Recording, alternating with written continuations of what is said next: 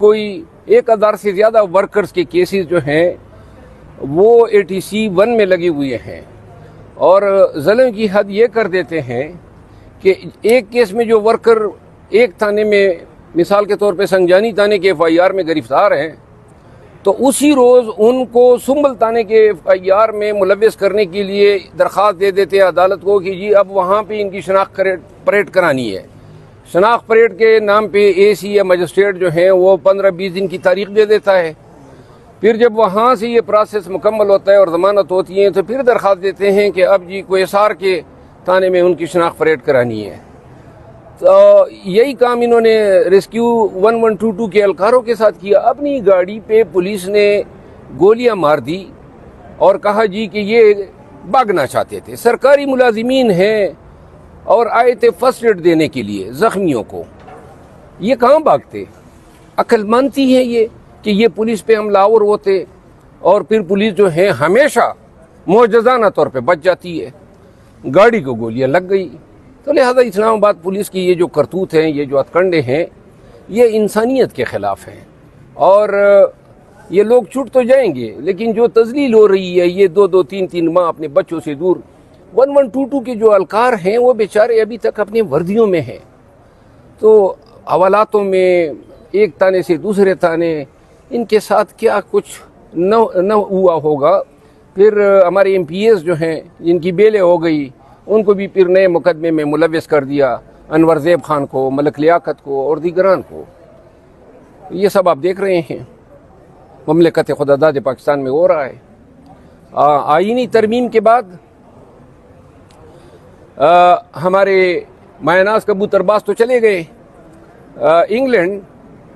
اور جب قاضی فائز عیسیٰ chief justice بنے تو وہ تشریف لے آئے۔ یہ اتفاق نہیں ہو سکتا ہے، اور جو ہی فائز عیسیٰ صاحب جو ہیں اس کا بوریا بستر گول ہوا تو حضرت بھی فائز عیسیٰ کے ساتھ ہی روانہ ہو گئے۔ اس کا مطلب یہ ہے کہ نواز شریف کا موجودہ اب عدالتی نظام پہ اعتماد نہیں رہا، جو اعتماد ان کا قاضی فائز عیسیٰ کی سپریم کورٹ پہ تھا، اور یہ خوشائند ہیں کہ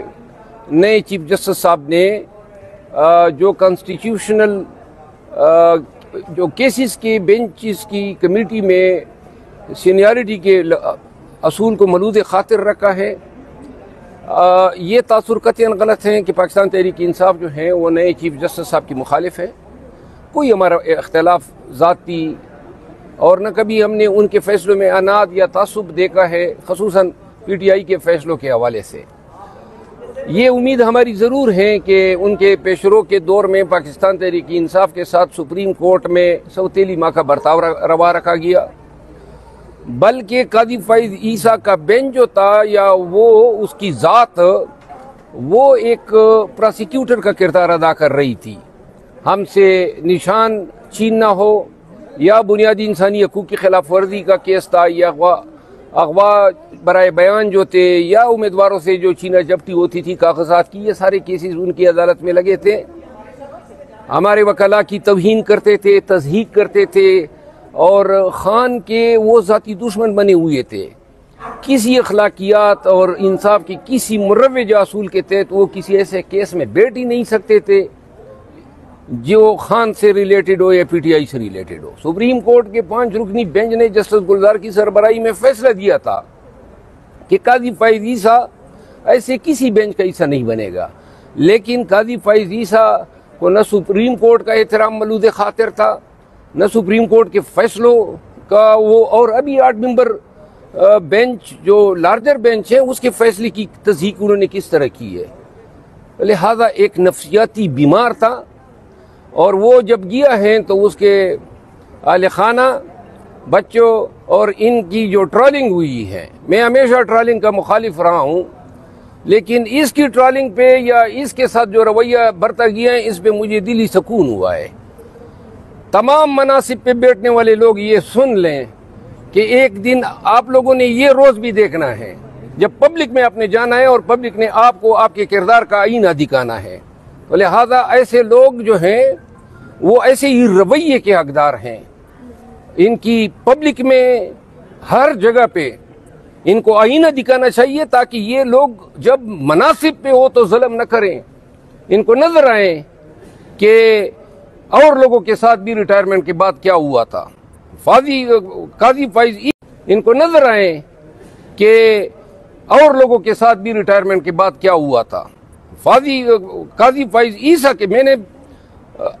پی ایم ایل این کے تارڑ صاحب کے خلاف کچھ لوگوں نے اس کی ٹرولنگ کی تھی, میں نے اس کی مذمت کی تھی, لیکن قاضی فائز عیسیٰ وہ شخص جو منصب کے منصب پہ براجمان تھا اور اس نے جو انصاف کا ریپ کیا جس انداز میں اس نے بنیادی حقوق, انسانی حقوق اور پاکستان کی عدالتی تاریخ پہ جو اس نے تعزیانے جو ہیں لگائے ہیں, جو سپریم کورٹ کی طاقت کو توڑا ہے, سپریم کورٹ کو انتظامیہ کا باجگزار بنانے کی کوشش کی ہے, اس کے یہ تمام سیاہ کرتوت جو ہیں وہ اس کا حقدار بناتی ہے کہ یہ جدھر بھی جائیں اور عوام پاکستان کا ان کا سامنا ہو تو اس کے منہ پہ کالک ملی جائے. اچھا مروت صاحب, نواز شریف چلے گئے ہیں, قاضی چلے گئے ہیں, اب عمران خان کب تک باہر آ جائیں گے, کیا توقعات ہیں آپ کو؟ نواز شریف تو گیا نہیں ہے, وہ تو میرے خیال میں کوئی ٹورنامنٹ ہے کبوتر بازی کا, اس میں شرکت کے لیے گئے ہیں. ابھی بھی نظام جو ہیں وہ نواز شریف کی زبان کے تابع ہیں. یہ جتنے بھی بیٹھے ہوئے ہیں, چاہے اسمبلی میں ہو, حکومت میں ہو, تمام ادارے اس کی جنبش آبرو کے اشارے کے منتظر ہیں. لہذا شاید وہ کسی وقت پہ اپنے آپ کو وزیر اعظم نہ بنانے پہ کوئی اظہار ناراضگی ظاہر کر دے, لیکن ہم نہیں سمجھتے ہیں کہ یہ چھوٹا سا جو تغیر ہوا ہے, ہاں البتہ ایک امید ہماری پیدا ہوئی ہے, جو تیزی سے گرتی ہوئی ساکھ تھی عدلیہ کی, وہ شاید اب یہ ساکھ مزید گرنا تھم جائے. یہ جو ٹریبیونل میں سویلین کا مقدمہ ہے جو تقریباً سال ہوا ہے اور نہیں لگ رہا ہے, وہ مقرر ہو جائے, اور سپریم کورٹ کا جو کورٹ نمبر 1 جو ناانصافی کا منبع بنا ہوا تھا, وہ اب